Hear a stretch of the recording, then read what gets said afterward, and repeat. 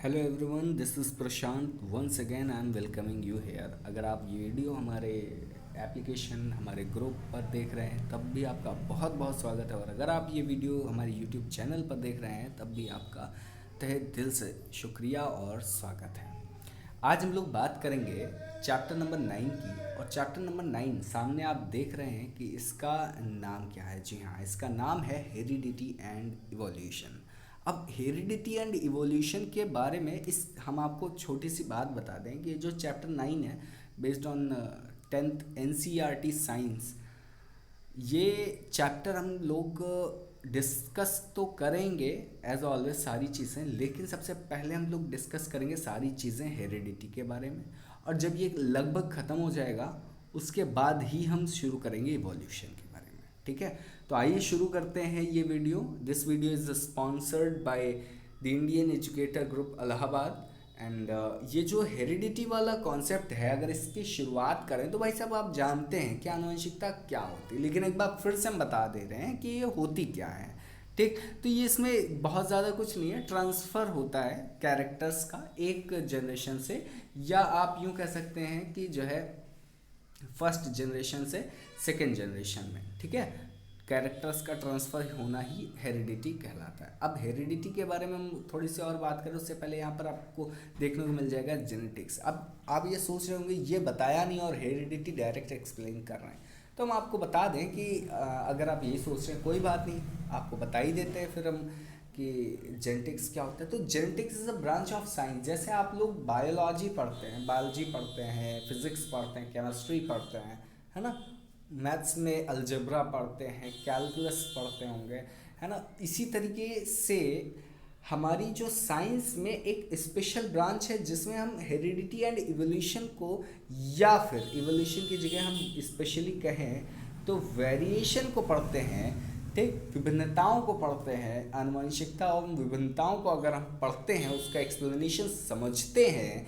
तो उस branch of science को हम कहते हैं जेनेटिक्स। ठीक है, अच्छा, जेनेटिक्स में हम लोग जेनेटिकल ऑर्डर, डिसऑर्डर या रोग, है ना, इन सारी चीज़ों की बात करते हैं। ओवरऑल हम लोग ये कह सकते हैं कि हेरिडिटी और वेरिएशन के बारे में अगर स्टडी करनी है, या हम कर रहे हैं, या हमारे आसपास का कोई भी बंदा कर रहा है, तो हम क्या कहेंगे कि वो क्या कर रहा है, तो he is studying now the genetics.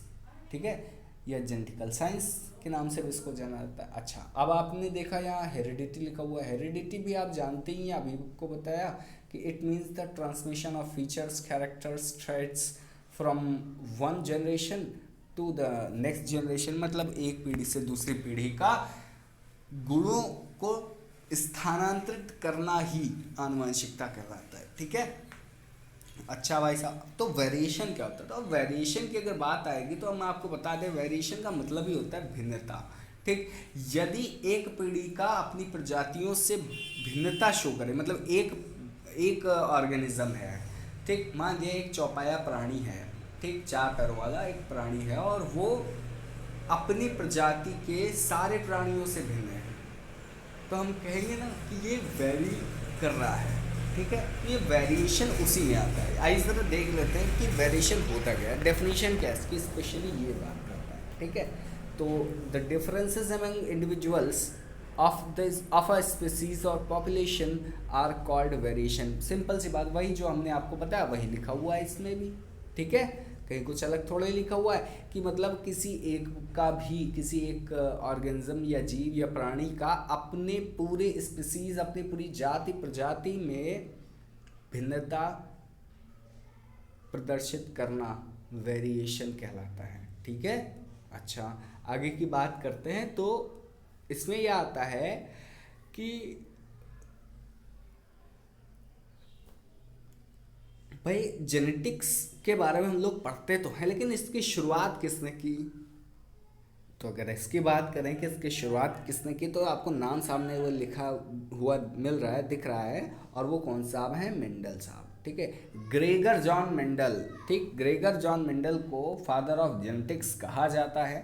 इन्होंने शुरुआत की थी, मरने के बाद इनको ये टैग मिला था, और नोबेल वगैरह भी इनको मरने के बाद ही मिला था। हालांकि शुरुआत इन्होंने ही की थी, बट शुरुआत में ये एक गरीब थे, गरीब फैमिली से बिलोंग करते थे। अपनी किसी तरीके से प्रारंभिक शिक्षा वगैरह इन्होंने कुछ पूरी की। उसके बाद ये अपने यहाँ जो है चर्च में नौकरी करने लगे। उसके बाद चर्च के जो पोप या फादर थे उनके काफ़ी जो है पसंदीदा हो गया। और उसके बाद फिर चर्च के फादर की तबीयत खराब हुई तो उसने इनको अपना उत्तराधिकारी मान लिया, एक्सेप्ट कर लिया। तो उसके बाद जब उनकी डेथ हो गई तो उस चर्च के सारे अधिकार इनके पास आ गए। फिर ये क्या करते थे कि वहाँ की जो फुलवारी वगैरह थी उसमें बाग बगीचे जो थे उसमें कहीं मटर उगा रहे हैं, कहीं गुलाब उगा रहे हैं, कहीं जो है गोभी के फूल उगा रहे हैं, कहीं लौकी उगा रहे हैं। तो ये सारी चीज़ें लगभग में ये छोटे छोटे पौधों वाली चीज़ें उगाया करते थे। तभी इनके दिमाग की बत्ती जली, इन्होंने सोचा कि भाई साहब कुछ करना चाहिए। और उसके बाद में ये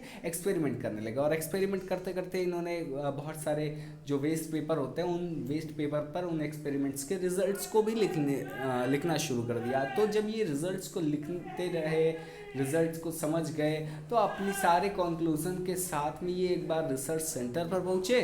साइंटिफिक रिसर्च सेंटर पर इन्होंने वो सारी चीज़ें और कंक्लूजन रिजल्ट सारी चीज़ें दी फाइल में सबमिट करके। बट अनफॉर्चुनेटली उस समय इनके रिजल्ट को अनएक्सेप्ट कर दिया गया because he was not much famous at that time, है ना। तो इनके रिजल्ट को अनएक्सेप्ट कर दिया गया और इनको बहुत ही जो है बुरा लगा। हालांकि इन्होंने अपनी रिसर्च छोड़ी नहीं है, उसी रिसर्च को एकदम कंप्लीट किया। और उसके बाद अपनी अलग वो जो लाइब्रेरी होती है चर्च में, उस लाइब्रेरी में अपनी चीज़ों को वहाँ पर रखा। उसके बाद कई सालों बाद कुछ रिसर्च हुई तो ये पता लगा कि ऐसे ही रिसर्च के बारे में एक व्यक्ति और था जिसने ये सारी चीज़ें कंक्लूजन के रूप में एक बार सबमिट की थी। उसके बाद क्या हुआ कि वो सारी चीज़ों को एक बार फिर से खंगाला गया तो देखा गया कि उस रिसर्च के रिजल्ट से ये रिज़ल्ट लगभग मैच कर रहे थे। इवन ये रिज़ल्ट जब बाद में और रिसर्च हुई तो पता चला कि इनके रिज़ल्ट यानी ग्रेगर जॉन मेंडल के रिज़ल्ट जो थे वो ज़्यादा एक्यूरेट थे बजाय कि उस रिसर्च के। ठीक है, तो जब इनकी खोजबीन चालू हुई तो ये पता लगा कि इनकी मृत्यु जो है वो 1884 में हो चुकी है, 1884 में हो चुकी है ना। तो इस तरीके से ये इनकी छोटी सी स्टोरी रही है। और फिलहाल इनके एक्सपीरियंस की बात करते हैं या एक्सपीरियंस की वजह से ही फ़िलहाल इनको फादर ऑफ जेनेटिक्स कहा गया। इनकी इतने बड़ी चीज़ों को बहुत ही छोटे कोट्स में एक्सप्लेन कर देने की कला होने की वजह से ही इनको फादर ऑफ जेनेटिक्स कहा गया। और दूसरा कारण ये भी है फादर ऑफ जेनेटिक्स का कि ये महोदय जो थे उस समय तत्कालीन समय में जेनेटिक्स की दुनिया में सबसे पहली रिसर्च सबमिट करने वाले व्यक्ति थे, ऐसा इसीलिए कहा गया इनको। ठीक है, फिलहाल इनके एक्सपेरिमेंट की बात करते हैं तो ग्रेगर जॉन मेंडल के एक्सपेरिमेंट की बात करें, if will talk about the Gregor John Mendel's experiment and he started his experiments on the plant breeding and hybridization. ठीक, और ये बाकी यहाँ जो लिखा हुआ है ये बात आप जानते ही, आपको मैंने बता दी। अब इन्होंने प्लांट कौन सा सिलेक्ट किया था तो ग्रेगर जॉन मेंडल ने सबसे पहले अपने रिसर्च को कंप्लीट करने के लिए अपने उसी बागीचे की एक मटर का पौधा चूज़ किया जिसके 7 कैरेक्टर्स को इन्होंने स्पेसिफाई किया हुआ था। वो 7 कैरेक्टर्स की भी बात करेंगे, लेकिन उस मटर के पौधे का साइंटिफिक नेम क्या होता है अगर इसकी बात करें तो हम आपको बता दें, पाइसम सटाइवम होता है। तो देखिए यहाँ पर आपको सामने लिखा हुआ भी मिल जाएगा, Pisum sativum which is garden pea. ठीक, Mendel used a number of contrasting characters of garden pea. ठीक, अब ये वो 7 कैरेक्टर्स आपको देखने को मिल जाएंगे जो इन्होंने लिखा हुआ है या जिस पर इन्होंने एक्सपेरिमेंट किया था। हालांकि ये कहने को तो 7 है, लेकिन ओवरऑल देखा जाए, राउंड फिगर में देखा जाए या समिटिव तरीके से देखा जाए तो ये मेनली 4 ही हैं। क्यों? क्योंकि देखिए 2 जो कैरेक्टर हैं वो फ्लावर से हैं, फिर 2 कैरेक्टर हमारे सीड से हैं, फिर 2 कैरेक्टर हमारे पॉड से रिलेटेड हैं। ठीक, यानी पहला कैरेक्टर फ्लावर कलर यानी फूलों के रंग का है, दूसरा है फ्लावर पोजीशन का है, तीसरा है बीज का रंग, फिर बीज का आकार, ऐसे ऐसे चीज़ें लेकर के लास्ट में हमारा हाइट ऑफ प्लांट तक इन्होंने चीज़ों को एक्सप्लेन आउट किया है। यहाँ पर वो सारी चीज़ें दी गई हैं जो डोमिनेंट ट्रेट होते हैं या जो डोमिनेंट होते हैं अक्सर, जिन पर मतलब ऐसे गुण जो हमेशा हावी होते हैं। ठीक, जैसे रंगों की अगर बात की जाए तो रंगों में पर्पल, एक्सल, येलो, ये रंग जो है थोड़ा सा डोमिनेंट होते हैं। और अगर बात की जाए शेप की, तो शेप में राउंड शेप जो है थोड़ा सा डोमिनेंट होता है, इन्फ्लेटेड डोमिनेंट होता है, ग्रीन कलर डोमिनेंट होता है। और लेकिन ग्रीन कलर डोमिनेंट तब होता है जब हम बात करेंगे पॉड की, ठीक है। पॉड की अगर हम बात करेंगे, पूरे फल की अगर हम बात करेंगे, पूरे प्लांट के अगर हम पौधे के पूरे कलर की बात करेंगे, तो उस टाइम हमारा ग्रीन डोमिनेंट होगा, ठीक है। येलो डोमिनेंट नहीं हो पाएगा, क्यों? क्योंकि क्लोरोफिल अवेलेबल होता है, रीज़न ये होता है, ठीक है। और अगर लंबाई और बौनेपन की अगर बात करें, तो लंबाई जो है वो डोमिनेंट कैरेक्टर में आती है, ठीक। आगे की बात करते हैं, ये सारी चीज़ें आप यहाँ लिखा हुआ है रिसेसिव, तो रिसेसिव को भी आप समझ रहे हैं, जो डोमिनेंट नहीं है वो रिसेसिव है, यानी कि जो प्रभाव दिखाए वो प्रभावी और जो प्रभाव ना दिखाए वो अप्रभावी, ठीक है। तो डोमिनेंट का मतलब प्रभावी और रिसेसिव का मतलब अप्रभावी, ठीक। आगे की बात करते हैं, इन्होंने ये जो 7 कैरेक्टर्स लिए थे, वो 7 के सातों कैरेक्टर ग्रीन पी के ही थे, ठीक। आगे की बात करते हैं, जब आगे की बात आती है तो मेंडल के एक्सपेरिमेंट की बात की शुरुआत करते हुए हम आपको ये बता दें, Mendel conducted a series of experiments in which he crossed the pollinated plants to study one character at a time. मतलब शुरुआत जब इन्होंने की, तो सबसे पहले इन्होंने क्या किया कि भाई साहब केवल और केवल एक ही कैरेक्टर पर इन्होंने स्टडी शुरू की। एक एक करके सीढ़ी चढ़े और बढ़िया चढ़ते चले गए, एक दिन पहुंच गए बुलंदियों पे, ठीक है। तो इन्होंने पहले एक ही कैरेक्टर को चूज़ किया और उसके बाद उसको क्रॉस कराया। तो उसके बाद जब उसको क्रॉस कराया, चीज़ें जो निकल के रही वो रिजल्ट के तौर पर हम डिस्कस ही करेंगे कि क्या चीज़ें निकल के आई। लेकिन जो एक कैरेक्टर में ही क्रॉस करवाया इन्होंने, ठीक है, मतलब एक कैरेक्टर का दूसरे कैरेक्टर से जो एक पीढ़ी में क्रॉस जो करवाया, वो क्रॉस क्या कहलाया, ये देखिए सामने आपको लिखा हुआ दिख रहा है, मोनो हाइब्रिड क्रॉस, ठीक है। मोनो का मतलब एक कैरेक्टर बेस्ड, ठीक है, जिसमें एक डोमिनेंट हो और एक रेसेसिव कैरेक्टर हो, ठीक। आगे की बात करते हैं, तो अब ये जो मोनो डोमिनेंट कैरेक्टर या क्रॉस बेस्ड सिस्टम था, इसमें इन्होंने 2 तरीके के प्लांट लिए। पहला प्लांट लंबा था और दूसरा प्लांट ड्वार्फ यानी बौना था। लंबे पौधे को इन्होंने कैपिटल टी से दिखाया और उसके बाद जो छोटा बौना पौधा था उसको इन्होंने स्मॉल टी से रिप्रेजेंट किया। उसके बाद कैपिटल टी का दूसरे स्मॉल टी से रिएक्शन हुआ, मतलब क्रॉस हुआ, तो कैपिटल टी स्मॉल टी बन गया। और फिर जो बाकी 2 बने थे उनसे भी अगर बनेगा तो कुछ यही बनेगा जहाँ पर आपको दिख रहा है, ठीक, कैपिटल टी स्मॉल टी। और ये दोनों क्या हैं? ये दोनों हैं प्लांट के टाइट, ठीक, यानी और प्लांट के कौन से? तो हाइट के, ठीक, हाइट ऑफ द स्टम। अब आगे अगर बात करें तो यहाँ जो हमारा रिजल्ट आप देख रहे हैं, जो ऑल टॉल प्लांट्स है, ये फर्स्ट जनरेशन में सारे पौधे आए हैं लंबे के लंबे, ठीक। ये कंक्लूजन है सब पहली जनरेशन के लिए। दूसरी जनरेशन में क्या हुआ? दूसरी जनरेशन में इन्होंने पहली जनरेशन से मिले कुछ पौधों को या दूसरी जनरेशन में पाने के लिए इन्होंने पहली जनरेशन वालों को क्रॉस करा दिया। अब पहली जनरेशन वालों को क्रॉस कराया तो पहली जनरेशन में एक में कैपिटल दूसरे में स्मॉल ट्राइड था, ठीक। अब वहाँ जो क्रॉस कराया उसमें क्या चीज़ें आई वो सामने हैं आपके, जैसे यहाँ देखिए, अब यहाँ और यहाँ, ये यहाँ पर कैपिटल टी स्मॉल टी, कुछ इस तरीके से कैपिटल टी स्मॉल टी, फिर यहाँ के लिए कैपिटल टी और ये स्मॉल टी सॉरी, यहाँ के लिए पहले इस टी ने रिएक्शन किया और हमें ये दे दिया, ठीक है। फिर इसी से दूसरे ने रिएक्ट कर दिया और क्या दिया? तो हमें ये दे दिया, ठीक। अब ये क्यों मिला? देखो ज़रा, यहाँ पर भी कैपिटल था एक, यहाँ भी एक कैपिटल, कैपिटल से कैपिटल मिला, कैपिटल कैपिटल बन गया। लेकिन यहाँ एक कैपिटल है और यहाँ स्मॉल, तो कैपिटल और स्मॉल बन गया। ठीक है, आगे की बात करते हैं। फिलहाल यही काम दूसरे में भी हुआ। दूसरे में यहाँ से और यहाँ से चीज़ें कैपिटल और स्मॉल के रिस्पेक्ट में आई, लेकिन यहाँ से और यहाँ से जब चीज़ें आई तो वो हमेशा स्मॉल में ही आई। ठीक है, और ये बौना पौधा हो गया। यानी हमने ओवरऑल देखा कि सेकेंड जनरेशन में हमें 3 कैरेक्टर तो लंबे पौधे के मिले, यानी 3 पौधे लंबे मिले 4 में से, लेकिन जो अंतिम पौधा था वो बौना पौधा था। यानी 75% जो कैरेक्टर है डोमिनेंट कैरेक्टर वो हैवी हो गया, बाकी सभी डाउन पड़ गए, रिसेसिव हो गए।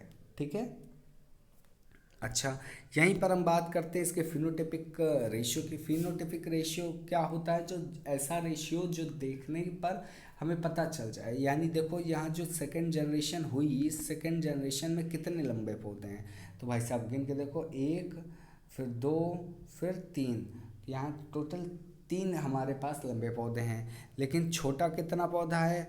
तो छोटे पौधे हमारे केवल 1 हैं। तो ये फिनोटाइपिक रेशियो हो गया। अच्छा, अब अगर हम आगे बात करें तो आगे हमें चीज़ें कुछ मिल जाएंगी, और क्या होगा देखते हैं, आइए ज़रा। अच्छा, यहाँ पर जो आपको फिनोटिपिक रेशियो 1:1 दिख रहा है वो फिनोटिपिक नहीं जीनोटिपिक है, उसके बारे में हम डिस्कस करेंगे।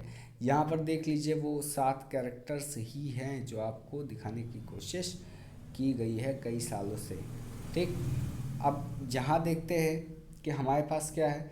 यहाँ वही चीज़ें जो आपको समझाई थी हमने, वही चीज़ें यहाँ भी हैं। कैपिटल टी अगर दोनों हैं तो दोनों कैपिटल हैं या दोनों स्मॉल हैं, इसका मतलब ये है कि दे आर डोमिनेंट।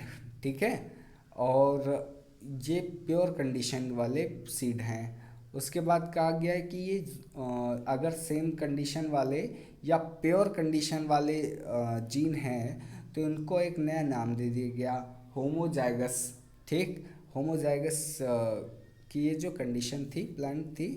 और उसके बाद एक था ऐसा कंडीशन भी जो इम्प्योर कंडीशन था। अब इम्प्योर कंडीशन को इम्प्योर नहीं कहा गया, इसको कहा गया हाइब्रिड कंडीशन। ठीक है, तो हाइब्रिड कंडीशन को जो नाम दिया गया वो क्या था? Heterozygous condition. ठीक, क्यों? क्योंकि एक डोमिनेंट था और एक रेसेसिव था, तो डायमंड और रेसेसिव मिल करके जो है हाइब्रिड कंडीशन बना रहे थे। अंडरस्टैंड?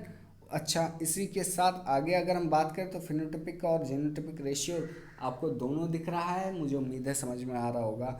अब यहाँ बात करते हैं कि ऑब्जर्वेशन, कि भाई इनके इस नियम से ऑब्ज़र्व क्या किया। तो इनके इस नियम से ऑब्जर्वेशन की अगर बात करें तो हमें पहले पॉइंट में ही मिल जाएगा, all the first generation progeny was were tall, यानी पहली पीढ़ी में सारे के सारे लंबे थे।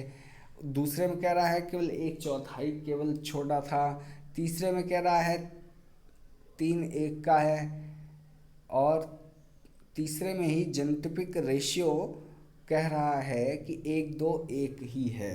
ठीक, अगले बात करते हैं कंक्लूजन की। कंक्लूजन की अगर हम बात करें तो capital T and small T both are plant while it is short plant. ठीक है, अच्छा उसके बाद दूसरा कैरेक्टर कह रहा है, दूसरा कंक्लूजन कह रहा है, a single copy of capital T is not enough to make that plant tall while both copies have to be small t for the plant to be short। ठीक, और उसके बाद तीसरा पॉइंट कह रहा है, all the characters capital T are called dominant trait and जो है because it express itself। ठीक है, so small t are recessive because it remains suppressed। ठीक, चलिए इसी के साथ हम लोग थोड़ी सी आगे बात करें तो डिहाइब्रिड क्रॉस की अगर बात करते हैं तो डिहाइब्रिड क्रॉस में हम लोग देखते हैं कि सारे जो है बिल्कुल एकदम बढ़िया सी चीज़ें रखी हुई हैं आपके सामने। और उसकी डेफिनेशन के पहले डेफिनेशन देखते हैं, a cross Maikal between two, a cross meikle between two plants having two pairs of contrasting characters is called dihybrid cross। ठीक, यानी कि बढ़िया सी चीज़ें आपके सामने आप आने वाली हैं कुछ इस तरीके से। जो जेमेट्स थे वो कैपिटल में एक तरफ और दूसरे में स्मॉल एक तरफ, ठीक है। अब उसके बाद क्या हुआ, तो पहली जनरेशन में तो वही सारी चीज़ें मिली जो मिलनी चाहिए थी, लेकिन दूसरी कंडीशन में खेल हो गया भाई साहब। लेकिन पहले में मिलनी क्या चाहिए थी, देखो ज़रा, कैपिटल आर है यहाँ स्मॉल आर है, तो कैपिटल आर स्मॉल आर हो गया। यहाँ कैपिटल वाई है, अच्छा यहाँ कैपिटल वाई हो गया, और फिर यहाँ स्मॉल वाई है तो ये वाई से जो है क्रॉस करा गया। ठीक, ये छोटी छोटी बातें हैं जो हमें फर्स्ट कैरेक्टर में ध्यान रखनी होंगी। अच्छा, उसके बाद कहते हैं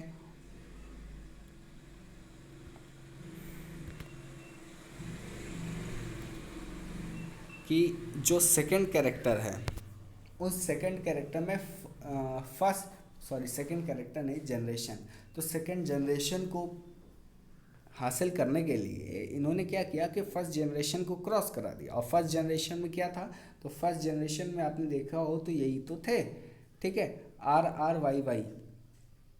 ज़रा यहाँ देखो, R Y R Y R Y R Y, यहाँ देखो R Y R Y R Y R Y, ठीक।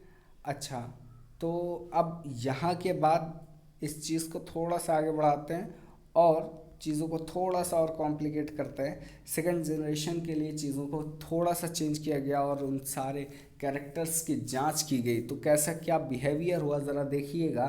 कैपिटल आर यहाँ भी है कुछ इस तरीके से,